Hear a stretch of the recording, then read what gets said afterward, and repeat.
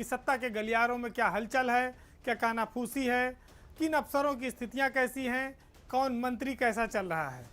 तो चलिए शुरू करते हैं इस बार का पावर सेंटर।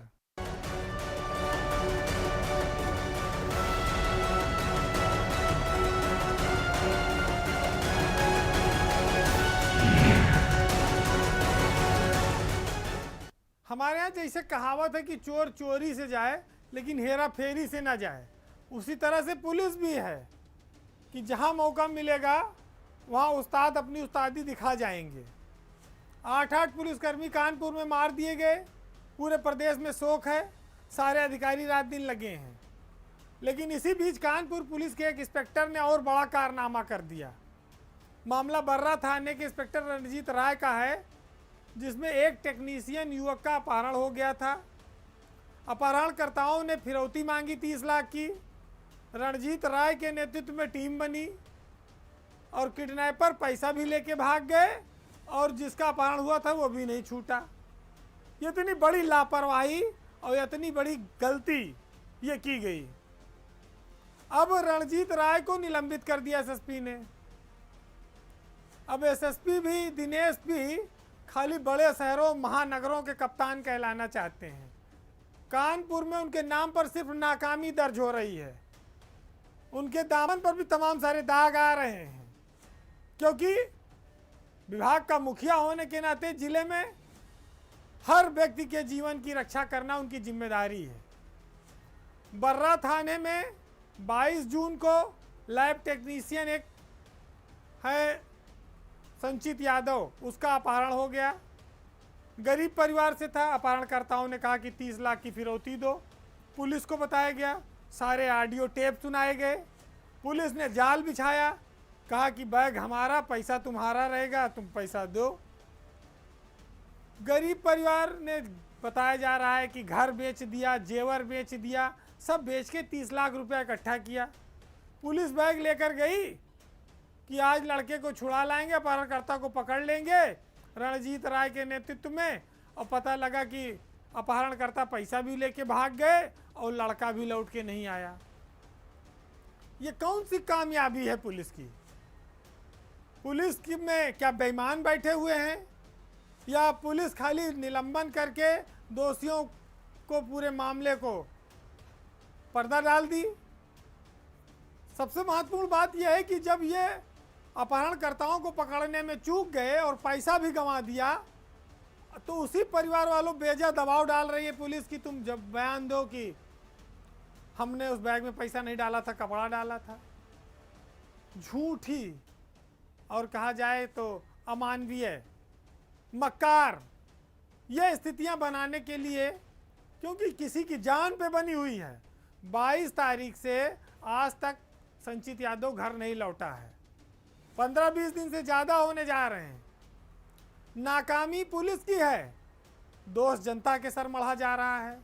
जिसका बेटा, जिसका भाई गायब है, उसके दिल में रात दिन इस बात की शंका है कि पता नहीं वो वापस कब लौटेगा, पता नहीं संचित जीवित है या नहीं। और पुलिस आंखें मूंदे बैठी है। ये बड़े बड़े दावे करने वाले कानपुर के एसएसपी ये सिर्फ मीडिया में और मैनेजमेंट में ध्यान देते हैं। तो जो पुलिस लॉकडाउन के दौरान अपनी छवि मानवीय बनाने में कामयाब रही थी, अब वही अपनी नकारा छवि की ओर फिर से वापस जा रही है। हम ईश्वर से प्रार्थना करेंगे कि सरकार के जो अधिकारी इस मामले को देख रहे हों वो एसएसपी पर दबाव डालें, पुलिस पे दबाव डालें और संचित यादव को सकुशल वापस लाया जा सके। रंगीन मिजाजी में हमारी यूपी पुलिस भी कम नहीं है, चाहे विभाग के भीतर हो चाहे बाहर। लेकिन आगरा के शाहगंज में एक मामला ऐसा आया है जहां पति भी पुलिस में है, पत्नी भी पुलिस में है और प्रेमी भी पुलिस में है। अब देखिए, ये मामला तो जुड़ा हुआ है औरैया से, क्योंकि दरोगा जी औरैया में तैनात थे और वहीं पर उनकी महिला सिपाही से दोस्ती हो गई। और महिला सिपाही का पति कानपुर में तैनात है। उसने दोनों को रंगरलियां मनाते हुए लगे हाथ पकड़ लिया आगरा में। महिला कुछ दिन पहले ही औरैया से ट्रांसफ़र होकर आगरा पहुंची है और दरोगा जी का ट्रांसफ़र विष्णु कुमार का मेरठ हो गया है। लेकिन आगरा में दोनों पति पत्नी की तरह एक घर में रह रहे हैं। अच्छा, सिपाही भी होशियार था, तुरंत उसने डायल 112 पुलिस बुलाई, पुलिस आई और वहीं पर धमा चौकड़ी शुरू हो गई, मारपीट दे दनादन। उसकी महिला पत्नी भी कम तेज नहीं थी, पुलिस में तो है ही ये सब। तो ये एक रोचक नज़ारा सामने आया। लेकिन प्रेम प्रसंग में इस तरह से चीज़ें होना अपने आप में अनुशासनहीनता है, क्योंकि एक तो जब आपके पास एक शादी के बाद दूसरी औरत रखने की इजाज़त कानून संविधान नहीं देता, और दूसरा अगर आपको किसी से मोहब्बत है तो मोहब्बत अगर सार्वजनिक हो गई और वो शादीशुदा है तो बवाल तो तय है। तो कुछ भी करो लेकिन या तो पकड़े ना जाओ, और पकड़ गए तो फिर इसके लिए जूता चप्पल के लिए भी तैयार रहो। बहरहाल आगरा के शाहगंज में मामला पहुंचा, पुलिस थाने लेकर गई, लेकिन ये पूरा मामला पुलिस वालों का था। तो तहरीर वहरीर तो ली गई, लेकिन ये बताया जा रहा है कि फिर बिना किसी मुकदमे के इन सबको हिदायत देकर छोड़ दिया गया। तो प्यार में तमाम परेशानियां पहले भी आई हैं, लेकिन शादी के बाद का जो प्यार होता है वो आपकी जगहसाई कराता है, आपकी बदनामी कराता है, और इस मोहब्बत को और इस प्यार को कोई मान्यता भी नहीं मिलती। तो जितनी जल्दी हो ये दरोगा जी समझ जाएं और वो महिला सिपाही समझ जाएं, इसी में तीनों का भला है। मथुरा नगर निगम में पार्षदों और आयुक्त के बीच जमकर जूता चप्पल चल गया। मामला मेयर के मौजूदगी में हुआ। बीजेपी विधायक पूरन प्रकाश भी वहाँ मौजूद थे, और दीपिका रानी जो पार्षद हैं वो भरी मीटिंग में उन्होंने चप्पल निकाल लिया और दे दनादन आयुक्त रविंदर कुमार जो IAS अधिकारी हैं 2013 बैच के, उनसे वो सीधे संबोधित हो गई। उनके पीए बीच में आए, उनको 2-4 चप्पल सभासद ने मारा। आरोप ये है कि दीपिका रानी अपने इलाके के काम के लिए लगातार नगर आयुक्त से मिलती रहीं, और नगर आयुक्त उनको जेई से लेके और तमाम विभागों में टहलाते रहे, और उनके क्षेत्र के विकास के काम नहीं हो पा रहे हैं। इस घटना के बाद काफ़ी बवाल मचा, क्योंकि मथुरा नगर निगम नया नया बना है और सरकार की प्रियॉरिटी में है मथुरा, अयोध्या, काशी, ये सब। चूँकि बोर्ड की बैठक थी, काफ़ी सारे लोग इकट्ठा थे, और इस तरह की घटना ने पूरे हतप्रभ कर दिया। अब चूंकि महिला पार्षद थी तो उनको पकड़ने के लिए कोई पुरुष आगे भी नहीं आ रहा था। हालांकि उस समय मौके पर पुलिस बुलानी पड़ी, कमिश्नर और मेयर दोनों मौके से भाग गए, और किसी तरह से मामला शांत हुआ और आज मुकदमा लिख दिया गया महिला पार्षदों के खिलाफ। ये मामला कोई पहला नहीं है कि नगर निगम के बैठक में जूता चप्पल चला हो पार्षदों और अफसरों के बीच। दीपिका रानी का गुस्सा इतना ज़्यादा था कि वो बार बार नगर आयुक्त को मारने की बात कह रही थी। हमारे जनप्रतिनिधि इतने आक्रोशित क्यों हो जाते हैं? क्या इसके पीछे कारण है? इसको सरकार को देखना होगा। लेकिन ये अप्रिय स्थिति बताती है कि अफसर और जनप्रतिनिधियों के बीच तालमेल नहीं है, और इस तालमेल के अभाव में ही इस तरह की घटनाएं हो रही जो शर्मनाक हैं।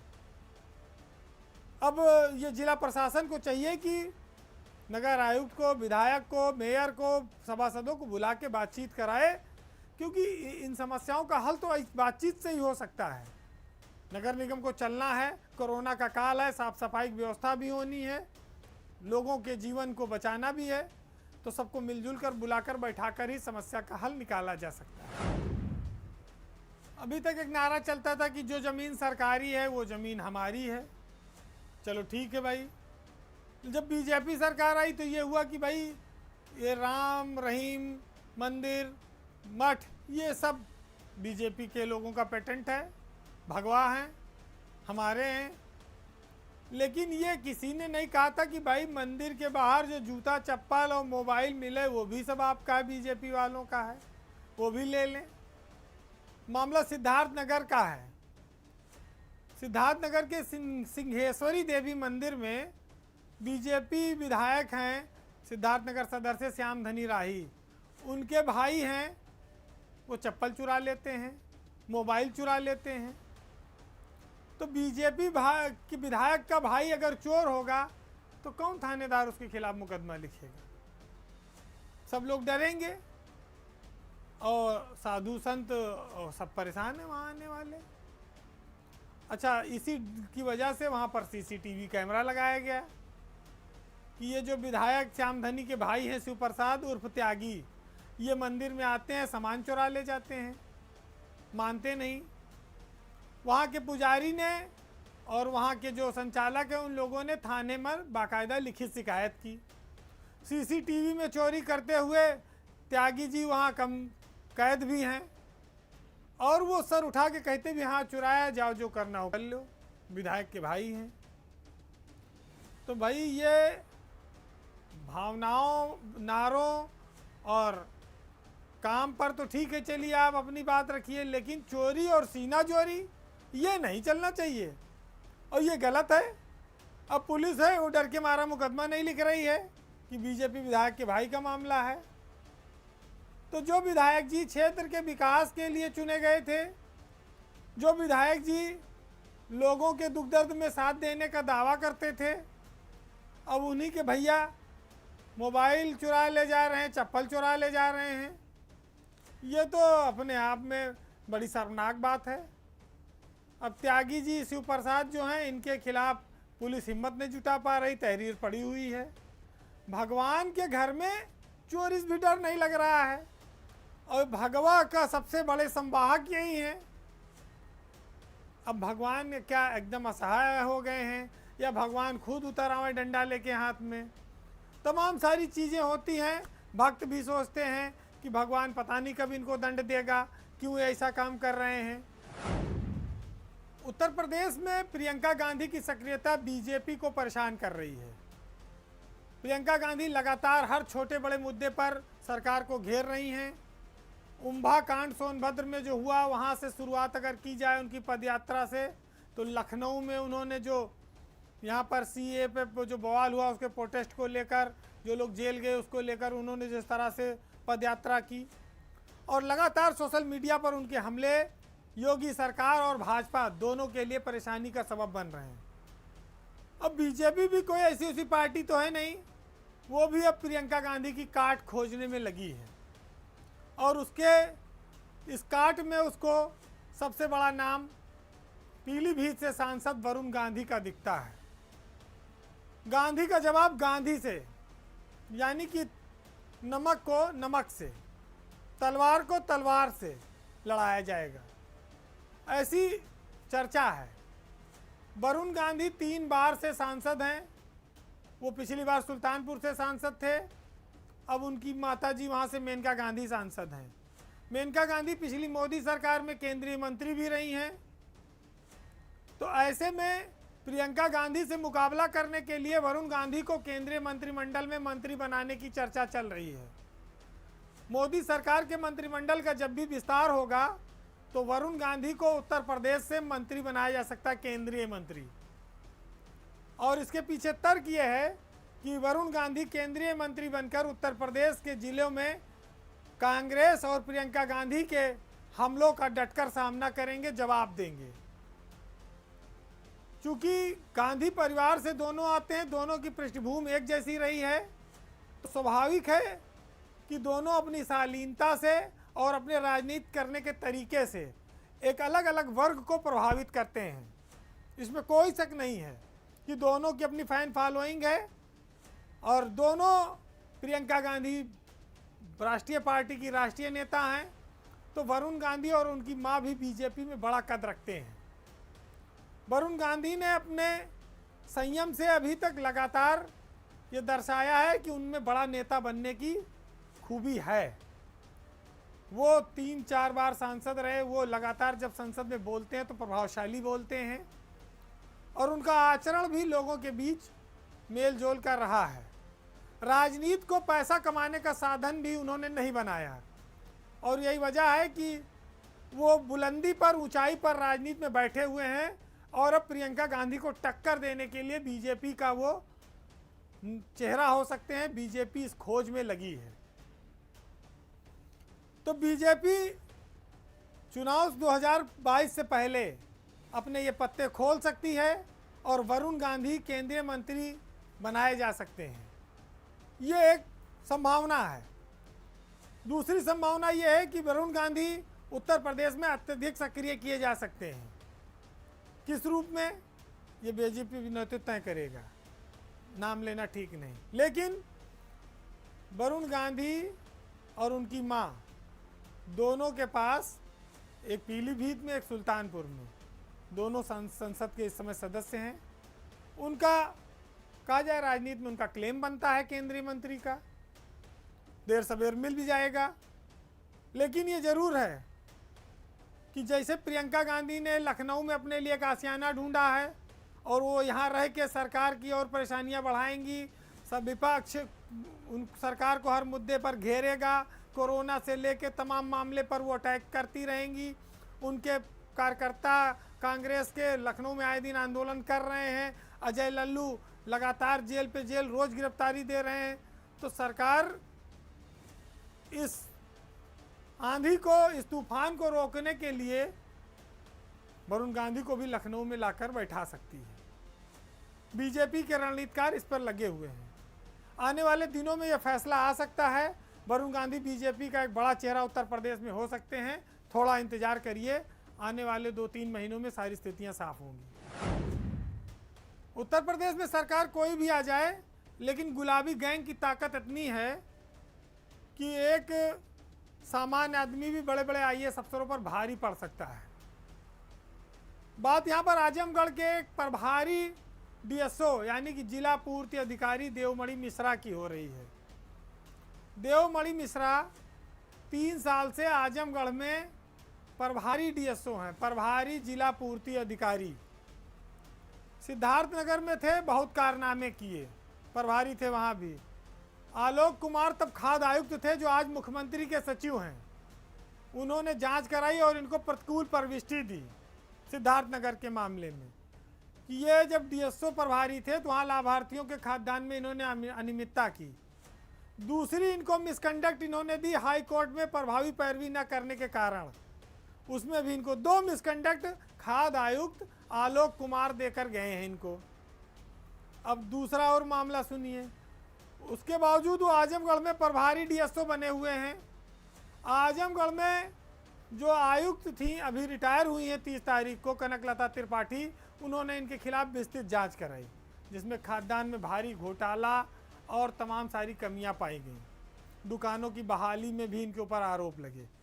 कमिश्नर ने लिखा कि देवमणि मिश्रा को निलंबित कर दिया जाए, लेकिन कमिश्नर रिटायर हो गई, देवमणि मिश्रा अभी भी वहीं बरकरार हैं।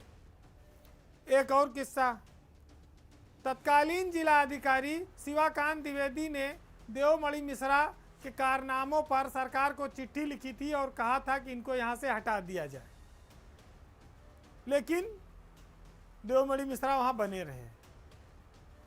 फिर जिलाधिकारी ने एक रिमाइंडर भेजा खाद्य आयुक्त को कि देवमणि मिश्रा बहुत यहाँ पर गड़बड़ी और भ्रष्टाचार कर रहे हैं, इनको यहाँ से हटा दिया जाए, इनके खिलाफ कार्रवाई की जाए। और डीएम ने इनका वेतन भी 1 दिन का कटवा दिया। लेकिन शिवाकांत द्विवेदी जब वहाँ ट्रांसफ़र हो गए तो देवमणि मिश्रा के ऊपर जो जांच थी, जो वेतन कटौती थी, वो भी बहाल हो गई, मिल गई। और हटाना और निलंबन तो दूर की बात। एक प्रभारी डीएसओ 3 आईएएस अफसरों पर भारी है। चौथा नाम धुन्नी सिंह, जो राज्य मंत्री हैं खाद्य रसद के, उनका भी है। उन्होंने भी देवमणि मिश्रा को निलंबित करने और हटाने के लिए लिखा, लेकिन वो आज भी बरकरार है। तो व्यवस्था में कौन सी ऐसा सिस्टम है जो देवमणि मिश्रा का बाल नहीं बांका होने दे रहा है, जो इतने आईएएस अफसरों पर भी भारी है। आलोक कुमार आज तो मुख्यमंत्री के सचिव हैं, वो खुद चाहें तो अपनी बात को क्वेरी कर सकते हैं, देख सकते हैं। तो क्यों ऐसा हो रहा है? कौन सी इतनी एसेंशियल सर्विस है, कौन सी इतना महत्वपूर्ण मामला है कि देवमणि मिश्रा कोई छू नहीं पा रहा है? कुछ ना कुछ तो है। राजनीतिक पकड़ होगी, क्योंकि गोरखपुर में बहुत आलीशान मकान बना है, गोरखपुर के रहने वाले हैं और काफ़ी भव्यता और दिव्यता से वो रहते हैं। और दूसरा जो हवा गांधी जी की है उसमें गुलाबी रंग शामिल हो तो और शानदार है। तो उत्तर प्रदेश में सरकार का जो भ्रष्टाचार के खिलाफ जीरो टॉलरेंस है, जो पारदर्शी सिस्टम है, उसको देवमणि मिश्रा मुंह चिढ़ाते हैं और वो कई अफसरों को भी मुंह चिढ़ाते हैं। वो पूरे सिस्टम को मुंह चिढ़ा रहे हैं, जाओ जो करना हो कर लो। तो ये प्रमुख सचिव, चूंकि ये विभाग मुख्यमंत्री के पास है, प्रमुख सचिव या तो देखें या मुख्यमंत्री देखें। अब इसके अलावा और किसी में हिम्मत तो है नहीं। बहरहाल देवमणि मिश्रा के कारनामा ऐसा है जिसको आप सुनेंगे तो आपको भी हंसी आएगी। जिले की एक दुकान बहाल करनी थी, उसमें माल सौदेबाजी हो गई होगी। देवमणि मिश्रा ने उसमें जो रिपोर्ट लगाई बहाल करने में, वो महिला मरी हुई थी, मर चुकी थी, और उसका बयान उस रिपोर्ट में शामिल किया और दिखाया कि इन्होंने बताया कि हमको राशन मिलता है और हमें कोई शिकायत नहीं कोटेदार से, लिहाजा ये दुकान बहाल कर दी जाए। लेकिन गांव वाले कहते हैं महिला को मरे कई साल हो गया, महिला मौके पर ही नहीं है और रिपोर्ट फर्जी लगा दी गई। तो तुम डाल हम पात, जो जिससे बन पड़े वो कर सके वो कर लो। बहरहाल ये व्यवस्था का दुर्भाग्य है कि इतनी सब चीज़ें जानने के बाद भी कोई आदमी महत्वपूर्ण पद पे बैठा रहता है और सरकार अपने नारे बुलंद करती रहती है, नीचे देखने की जहमत नहीं करती कि ये नारा नीचे वालों पर लागू हो रहा है कि नहीं हो रहा है या हवा में जा रहा है। हम उम्मीद करें कि सरकार इस खबर के माध्यम से अब भी शायद संज्ञान ले और इतने सारे अफसरों की रिपोर्ट को संज्ञान लेकर अगर वो चाहे तो देवमणि मिश्रा पर कार्रवाई कर सकती है। लेकिन सुनने में यह आया है कि उनके आका, उनको बचाने वाले लोग अब कमिश्नर की रिपोर्ट की जांच दोबारा आजमगढ़ डीएम से मांग रहे हैं। और आजमगढ़ डीएम से आप उम्मीद करेंगे, राजेश कुमार जो मथुरा में पहले डीएम थे, तो देखिए क्या रिजल्ट आता है। बहरहाल ये जो जीरो टॉलरेंस शब्द है ये बेमानी है। यूपी में पुलिस के कारनामे तो वैसे एक से एक हैं, लेकिन कुछ ऐसे भी हैं जो अलग राह बनाते हैं, जो खुद पदचिन्ह बनाते हैं। लखीमपुर खीरी की महिला एसपी हैं पूनम। पूनम ने अपने काम से लखीमपुर ही नहीं पूरे उत्तर प्रदेश में एक नई मिसाल कायम की है। उनके काम की सोशल मीडिया पर काफ़ी सराहना हो रही है। पूनम ने अपनी हिम्मत से 30 साल से सांसिया का एक इलाका जो शराब का गढ़ था उसको पूरी तरह से ध्वस्त कर दिया, नेस्ता नाबूद कर दिया। अवैध शराब कारोबार का बहुत बड़ा अड्डा था और शराब माफिया वेदू की 1 करोड़ की संपत्ति भी उन्होंने सीज करा दी, जब्त करा दी। कोई मामूली बात नहीं थी। इतना ही नहीं, सरकारी ज़मीन मुक्त कराने में भी पूनम का नाम बहुत सम्मान से लिया जाता है। सरकार की संपत्ति की रक्षा करने के लिए उन्होंने खुद फावड़ा चलाया। नौरंगाबाद का मामला है जहां 120 बीघा ज़मीन दबंगों ने कब्जा कर रखी थी, सरकारी ज़मीन। पूनम एक आईपीएस अफसर होते हुए पुलिस बल के साथ खुद हर जगह मौजूद रहती हैं ऐसे मामलों में, और सरकार की 120 बीघा ज़मीन उन्होंने वापस दिलाई, मुक्त कराई है। और वो खुद फावड़ा चलाकर मेड़बंदी करती हैं, वहाँ पर पेड़ लगाती हैं और एक नया इतिहास कायम करती हैं। मानवीय दृष्टिकोण से एक आईपीएस अधिकारी में और कितने गुण होने चाहिए ये हम आपको बताते हैं। इस कोरोना काल में पूनम ने 1 लाख से ज़्यादा मास्क बंटवाए हैं। जनता से उनका सीधा संवाद है। बच्चों के साथ भी वो, पीड़ितों के साथ भी वो सरलता से पेश आती हैं। तो 2010 बैच की आईपीएस अफसर इस समय उत्तर प्रदेश में एक मिसाल बनी हुई हैं।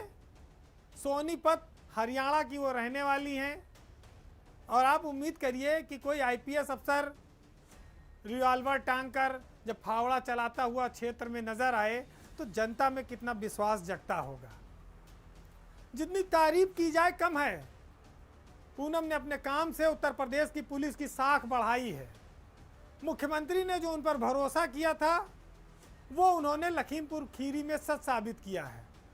शराब कारोबार, भू माफिया, कोरोना वॉरियर्स, तमाम सारे कारनामे और तमगे उनके नाम पर हैं।